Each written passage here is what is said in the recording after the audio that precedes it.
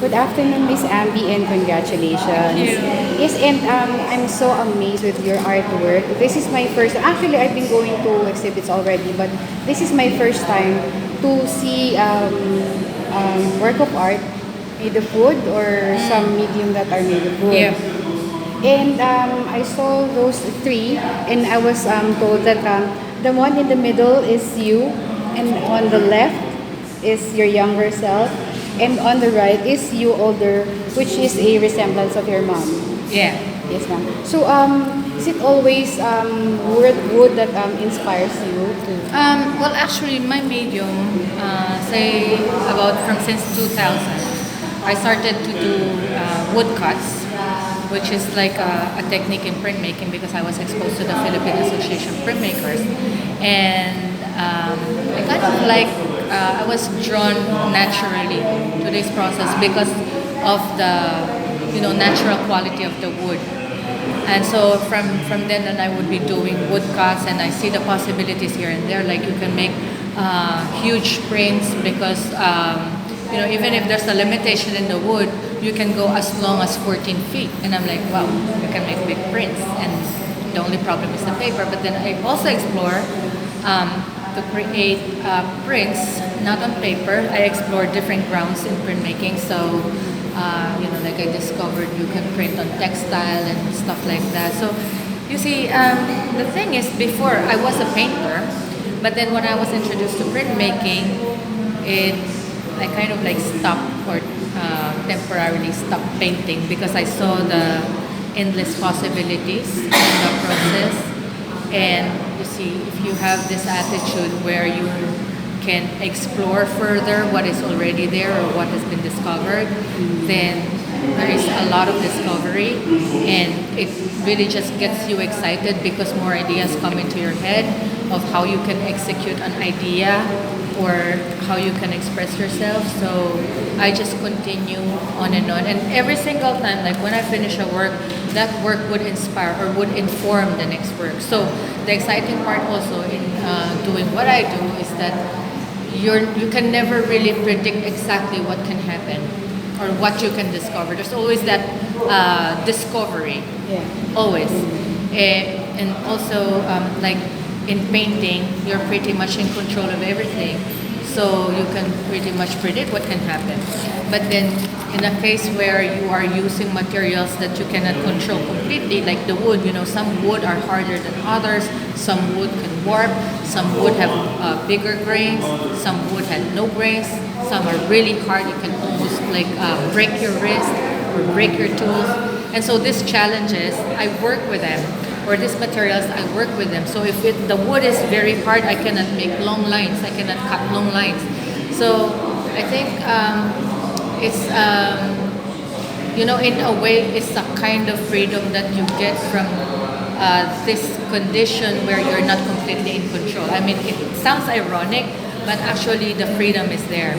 And also because you're not completely in control, it kind of like gives you this humbling experience, like this you feel humbled that you cannot do everything unless you have to work with your materials, and that is like also metaphor to how we relate to people, because in the end we cannot live by ourselves. I mean, it's good to occasionally like have alone time, but to create and to make something good, we cannot do it by ourselves. And that gives us also that recognition that we are just part of this bigger humanity. And I saw those three artworks. Those are your past, present, and the future. So what inspired What you is to? that all about? Yeah. So in this exhibition, you see, like my solo exhibitions is always like a continuation. Because when I do an exhibition, the first thing that I do is try to find my moment. Because I can only be sincere in what I do if I am sincere of what my moment is.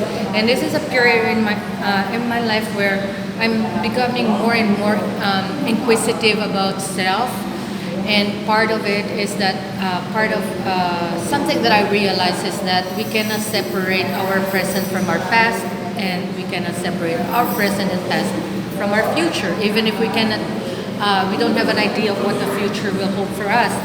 And this is like I'm proposing that if we want to understand ourselves better, we have to look at the bigger picture. We cannot take the sense of self within the context of fragmented moments in time. And the future self of yours is actually an inspiration from your moms. Well, actually, when I'm doing portraits, I need a model. And there's no better model than my mom. Because a lot of people say, like, I'm a carbon copy of my mom. So I'm imagining maybe in terms of the physical sense, I will be looking like my mom. Yeah. Right. And one more thing, I noticed that there are some butterflies. Yeah. You like butterflies?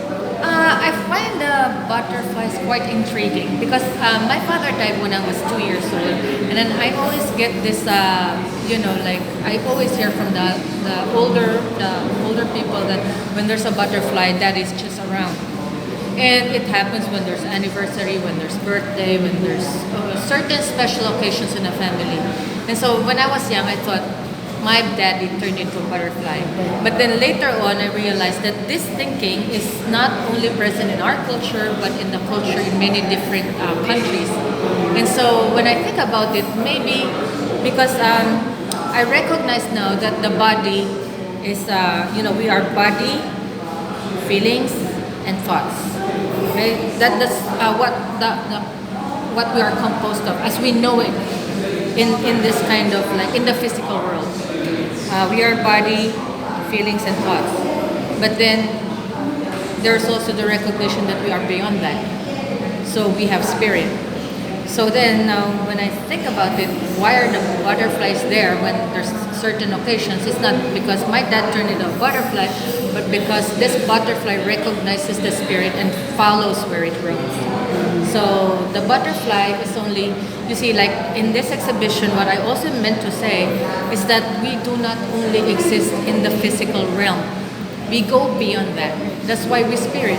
And we can still connect to our loved ones who have departed, and we have like a sense that they're just still here, especially when we need a kind of like, validation that they never really left and they support us. There is that recognition, and it's common to human beings. And I think we have to accept that even ourselves goes beyond the physical. And so it's just like, what I want to say in this exhibition. And at the other room, there's the rain, Yeah, the the rain rain, and the swing. The swing and the meaningless clocks. Yes. Yeah, because my proposal is that if we want to understand ourselves and the core of our being better, then we have to take away the context of time. We have to separate ourselves from the context of time. Because the context of time is important only in our physical world, because we need a reference to how things are going, our daily lives and all this.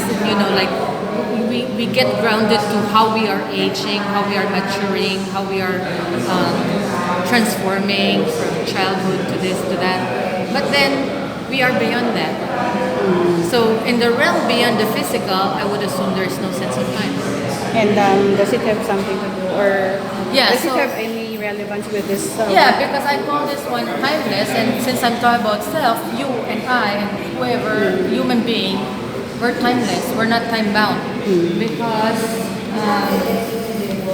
even if the body corrupts, even if the body is temporal, there's a part of our being that is not temporal. And because it's not temporal, it is not bound by time, and it does not depend on time, and it does not live within the context of time.